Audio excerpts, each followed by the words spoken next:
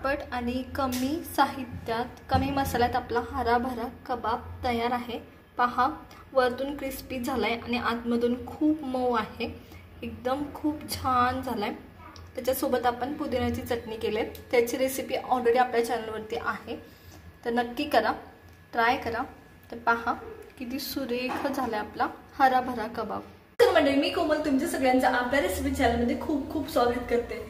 तर डिसेंबर आणि जानेवारी म्हटलं की छोट्या मोठ्या पार्ट्या आणि हळदी कुंकाचे कार्यक्रम हे होतातच होतात।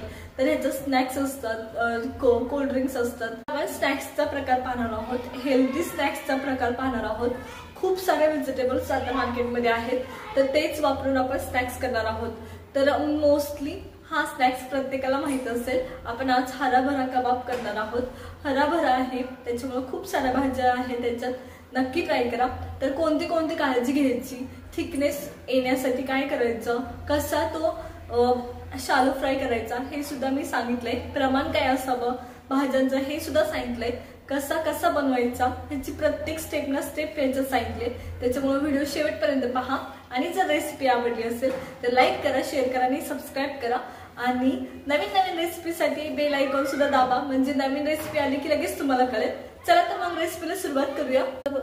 तर आपण कबाब बनवतोय, हराभरा कबाब, व्हेजिटेबल वापरून, भाज्या वापरून। तर त्यासाठी काय काय लागणार आहे, तर इथं माझ्याकडे एक मोठा वाटी किंवा 2 वाट्या मीडियम साईजचा पालक आहे। आता जरी जास्त दिसत असलं तरी परतल्यावर कमी होतं। त्याच्यानंतरून वाटाणा आहे, त्याच्यानंतर एक बटाटा आहे, एक बाइंड येण्यासाठी। त्याच्यानंतर पुदिन्याची 4-5 पानं आहेत, कोथिंबीर आहे, अद्रक आहे, लसूण आहे, हिरवी मिरची आहे। ह्या सगळ्या भाज्या झाल्या। मसाले कोणते कोणते लागणार आहेत, फक्त 2 मसाले लागणार आहे, कारण सगळा फ्लेवर हा पुदिन्याने आणि अद्रकने आणि मिरचीने येतो। तर मसाले 2 कोणते, तर इथं माझ्याकडे गरम मसाला आहे आणि त्याच्यानंतर इथं वेलची आहे, जे आपण जेव्हा भाज्या परतणार आहे त्याच्या आधीच टाकणार आहे, जिरी टाकताना।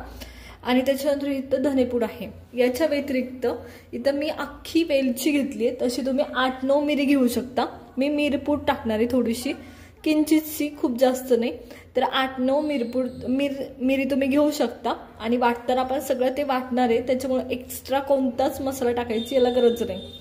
त्या व्यतिरिक्त आपल्याला काय लागणार आहे, तर बाइंड येण्यासाठी, त्याला एक कवर येण्यासाठी इथं मी डाळ असतात आपले, जे आपण चिवड्यात वापरतो ते फुटाण्याचे डाळ, ते घेतलेत, ते वाटलेत, बारीक एकदम फाईन पेस्ट केली आहे, अगदी बेसनासारखं झालंय ते। ह्याच्या व्यतिरिक्त तुम्ही कॉर्नफ्लॉवर वापरू शकता, तांदळाचं पीठ सुद्धा वापरू शकता। रवा फक्त वापरू शकत नाही, कारण रवा जर तुम्ही वापरला तर ते कबाब होणार नाही, ते कटलेट सारखं होईल। त्याच्यामुळं शक्यतो असं वापरा, कॉर्नफ्लॉवर किंवा तांदळाचं पीठ किंवा मग हे किंवा बेसन सुद्धा वापरलं तरी चालेल, काही हरकत नाही। बनवण्यासाठी सगळ्यात पहिले तेल घेतलंय आणि ते गरम होऊ देतोय आपण। सर्वात पहिले जिरे ऍड करते, तेल व्यवस्थित गरम झालंय। त्याच्यानंतर आपल्याकडे जो वाटाणा आहे तो ऍड करतोय। वाटाणा व्यवस्थित तडतडला पाहिजे, त्याच्यावर पांढरे डाग दिसले पाहिजे, हे लक्षात ठेवा। आणि थोडीशी काळजी घ्या, वाटाणा जेव्हा परततो तेव्हा ते अंगावर येतो उडून, व्यवस्थित परतून घ्यायचं। तर दिसतंय का वाटाण्याला पांढरे डाग यायला सुरुवात झाली, तर हे वाटाणा एकदम व्यवस्थित परतून घ्यायचं। तेलाच्या ऐवजी तुम्ही बटर सुद्धा घेऊ शकता, तेलाच्या ऐवजी तुम्ही तूप सुद्धा घेऊ शकता, काही हरकत नाही। तर जेव्हा वाटाणा होत आलाय त्या टायमाला मी अद्रक टाकतेय, या पद्धतीने। त्याच्यानंतर लसूण टाकतेय मी आणि मिरची सुद्धा मी ऍड केली ह्याच्यात। तर वाटाणा व्यवस्थित परतला गेलाय, त्या टायमाला आपण पालक टाकतोय आता, या पद्धतीने, कारण वाटाणा लगेच अंगावर यायला सुरुवात होते जेव्हा वाटाणा रेडी होतो त्या टायमाला। तर हे सगळं व्यवस्थित परतून घ्यायचं जोपर्यंत पालक मऊ पडत नाही तोपर्यंत।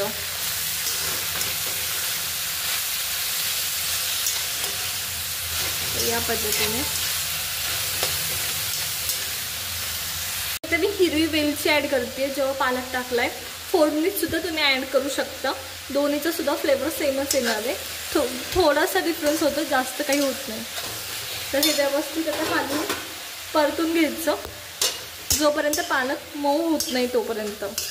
आता पालक लगेच मऊ होतो, शिजला जातो. त्या टायमाला आपण ॲड करतोय कोथिंबीर, पुदिन्याची पानं. हे सुद्धा व्यवस्थित परतून घ्यायचं. सगळ्या गोष्टी मॅश करणे योग्य होऊ द्यायच्या, मऊ पडू द्यायच्या आणि मग पुढची प्रोसेस करणार आहोत आपण. आता हे रेडी झालंय. तर आता काय करायचं, हे साईडला काढून घ्यायचं आणि मिक्सरमधून थंड झाल्यावर वाटून घ्यायचं आहे आपल्याला. चला तर मग हे मी साईडला काढून घेते. आता हे व्यवस्थित थंड झालंय, तर मिक्सर जारमध्ये काढून घ्यायचं. मी ज्याच्यात डाळ वाटले त्याच मिक्सरच्या जारमध्ये हे वाटून घेते. तर हे सगळं मी ट्रान्सफर करते आधी. हे व्यवस्थित वाटून झालंय. आता हे बरंचसं ठीक आहे, ह्याला व्यवस्थित बाइंड आहे. तुम्हाला मी दाखवते. याला खूप छान बाइंड आहे, थिकनेस आहे याला. त्याच्यामुळं परत परतायची गरज नाही. हे बघा सहजासहजी पडत नाही. हे असंच आपल्याला पाहिजेल आहे. इव्हन तुम्ही ह्या स्टेजला हे असं असेल तर एक्स्ट्रा काही बाइंड टाकला नाही तरी चालतो. आपण थोडंसं ॲड करणार आहे, 1 चमचा फक्त. पण एक्स्ट्रा बाइंड म्हणजे जसं की कॉर्नफ्लॉवर किंवा बेसन किंवा डाळाचं पीठ हे तिन्ही नाही वापरलं तरी चालतं ह्या बाइंडला. हे इतकं सुंदर झालेलं आहे वाटण. तर जर इन केस तुमच्या वाटणामध्ये पाण्याचं प्रमाण हे जास्त असेल तर जसं आपण आधी परतून घेतलं भाज्या, तसंच हे वाटण परतून घ्यायचं परत एकदा. जर पाण्याचं प्रमाण जास्त असेल तर, नाहीतर काही गरज नाही. कारण मग परत ते एक छान बाइंडिंग तयार होतं. म्हणजे थिक घट्ट एक कबाब बनण्यासाठी घट्ट तुम्हाला सारण मिळून जातं. त्याच्यासाठी जर व्यवस्थित झालं असेल, पाण्याचं प्रमाण योग्य असेल, मग मात्र काही गरज नाही. चला तर मग हे काढून घेऊया ताटामध्ये. तर हे मी मगाशीच ताट घेतलंय आणि त्याच्यामध्ये हे आपण काढून घेतोय सगळं. तर हे खूप छान बाइंड आहे याला. तर हे मी सगळं काढून घेतले. आता आपण काय करतोय, जो आपल्याकडे बटाटा होता तो आपण ह्याच्यात ॲड करतोय. तर इथे एक माझ्याकडे मोठा बटाटा आहे, तो उकडलेला आहे आणि तो मॅश करून घ्यायचा आहे व्यवस्थित. चला तर हे मी आधी बटाटा ह्याच्यात ॲड करून घेते या पद्धतीने. बटाटा ॲड केलाय आणि सगळे मसाले ॲड करूया आणि मग आपण हे व्यवस्थित सगळं मिक्स करून घेणार आहोत. पहिले गरम मसाला, चमचा काळी मिरी पूड, त्याच्यानंतरून धनेपूड. हे व्यवस्थित धनेपूड आपण 2 चमचे घेतोय. हे व्यवस्थित मिक्स करून घ्यायचं. आता मी 1 ते 2 चमचे ह्याच्यात डाळ्याचं पीठ टाकून घेते बाइंड येण्यासाठी व्यवस्थित. तर हे व्यवस्थित आधी हाताने मॅश करून घ्यायचं, टिक्की बनवण्या योग्य. चला तर मी घेते हे करून. तर ह्याच्यात आपण मीठ ॲड करायचं राहिले ते ॲड करणार आहोत आणि आणखी व्यवस्थित मिक्स करून घेणार आहोत. चवीनुसार मीठ ॲड करायचंय, खूप जास्त नाही. तर या पद्धतीने आता हे व्यवस्थित टिक्कीसाठी रेडी झालंय. तर मी काय करते, शक्यतो टिक्की आधी बनवून ठेवत नाही, साईडला पॅन ठेवते आणि त्याच्यात एक एक टिक्की बनवल तशी ॲड करत जाते. टिक्की करताना एक गोष्ट लक्षात ठेवा, हात चांगले तेलकट असावेत, नाहीतर टिक्की व्यवस्थित सेटच होत नाही. तर हे थोडंसं घ्यायचं म्हणजे टिक्की व्यवस्थित सेट व्हायला मदत होते. चिटकत नाही हाताला टिक्कीचं सारण, कबाबचं सारण चिटकत नाही हाताला, व्यवस्थित सेट व्हायला मदत होते. या पद्धतीने ही टिक्की बनवून घ्यायची. तर हे पहा किती कबाब बनवून घ्यायचा. तर पहा किती सुंदर झाली आहे. तर हराभरा पहिला कबाब आपला तयार आहे. तर हा मी लगेच उचलता येणार असेल तर साईडला ठेवा. जर एका ठिकाणाहून दुसऱ्या ठिकाणी उचलता येणार नसेल तर मात्र साईडला ठेवू नका, डायरेक्ट पॅनमध्ये सोडायचा. मी सगळ्या टिक्क्या अशाच बनवून घेते. शक्यतो जर तुम्ही साईडला ठेवत असेल ना तर सरफेसला खाली तेल लावा, म्हणजे नेक्स्ट टाइम जेव्हा म्हणजे तुम्ही जेव्हा फ्राय करायला उचलता तेव्हा उचलणं सोपं जाईल. आणि जर उचलताच येत नसेल तर मी जसं सांगितलं तसं डायरेक्ट पॅनमध्ये टाकायचं, सोडायचं. तर या पद्धतीने सगळीच टिक्की करून घ्यायच्या. कटलेट म्हणजे कबाब सगळे आपले करून घ्यायचे. तर इथं माझे बऱ्यापैकी पॅनमध्ये टाकण्या इथपर्यंत झालेत. चला तर आता पॅनमध्ये ॲड करून घेऊया. आपण पॅनमध्ये सोडणार आहोत सगळ्या टिक्की. त्याच्यासाठी पॅन घेतलाय, नॉनस्टिक पॅन घेतलाय, शक्यतो पलटणं सोपं जातं. आणि तेल घेतलंय तर हे व्यवस्थित तेल गरम होऊ द्यायचं आणि तेल गरम झाल्यावर टिक्की आपल्या व्यवस्थित सोडायचं। तर पाहिलं का किती गरम होतं, लगेच ते म्हणजे त्याची प्रोसेस व्हायला सुरुवात झाली। तर मी सगळ्या टिक्की अशाच सोडून घेणार आहे। शक्यतो थोडंसं स्पेस देऊन सोडा, म्हणजे पलटायला सोप्या जातात। आणि गॅस मात्र बारीक ठेवायचा, बारीक गॅसवर शक्यतो करून घ्या, म्हणजे व्यवस्थित होतील, त्याला वरती क्रिस्पीनेस येईल योग्य असा। तर हे होऊ देऊया आपण 1-2 मिनिटं।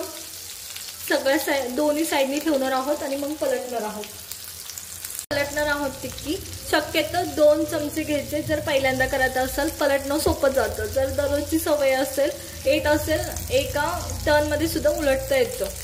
तर मी सांगते, शक्यतो शक्य असेल, तुम्हाला येत असेल तर एका ह्याच्यात पलटलं तरी चालतं, नसेल येत मग मात्र 2 चमचे घेऊन तुम्हाला पलटावं लागेल, कारण पलटणं खरंच अवघड आहे कबाब आपला। तर हे पहा क्रिस्पीनेस आलाय, या पद्धतीने आला पाहिजे। दिसलं का? एक पलटलाय। असेच सगळे मी पलटून घेते। आता मी 4 टिक्की पलटून, कबाब आपले पलटून घेतलेत व्यवस्थित। तर तुम्ही पाहताय का, त्याला व्यवस्थित कलर सुद्धा आलाय आणि बाइंड सुद्धा। तर हे मी सुरुवातीला गॅस मोठा ठेवला होता, परत बारीक केला। जर खूपच बारीक असेल तर साईडनी ते सुटायला सुरुवात होते, त्याच्यामुळे योग्य असा गॅस ठेवायचा आपला। तर पहा किती सुरेख होतं ते, या पद्धतीने तुम्ही पाहू शकता मध्येच झाले का नाही टर्न करून। तर खूप सुंदर दिसते, खूप क्रिस्पी पण दिसते, छान दिसते। तर आता टिक्की दोन्ही साईडनी झालेत, कबाब दोन्ही साईडनी झालेत आपले। तर काढून घेणार आहोत आपण साईडला। तर मी तुम्हाला दाखवते कशा पद्धतीने झालेत। तर पहा किती सुरेख झालेत,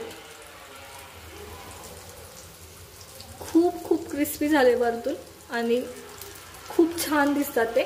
चला तर मग सगळे कबाब मी असे करून घेते। झटपट आणि कमी साहित्यात, कमी मसाल्यात आपला हराभरा कबाब तयार आहे। पहा वरतून क्रिस्पी झालाय आणि आतमधून खूप मऊ आहे, एकदम खूप छान झालाय। त्याच्यासोबत आपण पुदिन्याची चटणी केली, त्याची रेसिपी ऑलरेडी आपल्या चॅनलवरती आहे, तर नक्की करा, ट्राय करा। तर पहा किती सुरेख झालाय आपला हराभरा कबाब। तुम्हाला आजचा आपला हराभरा कबाब कसा वाटला हे आम्हाला नक्की सांगा कमेंट करून। आणि आणखी वेगवेगळे कोणते कटलेटचे प्रकार किंवा टिक्कीचे प्रकार किंवा कबाबचे प्रकार पाहायला तुम्हाला आवडतील हे सुद्धा आम्हाला कमेंटमध्ये सांगा। तर भेटूया नवीन रेसिपी सोबत, तोपर्यंत धन्यवाद।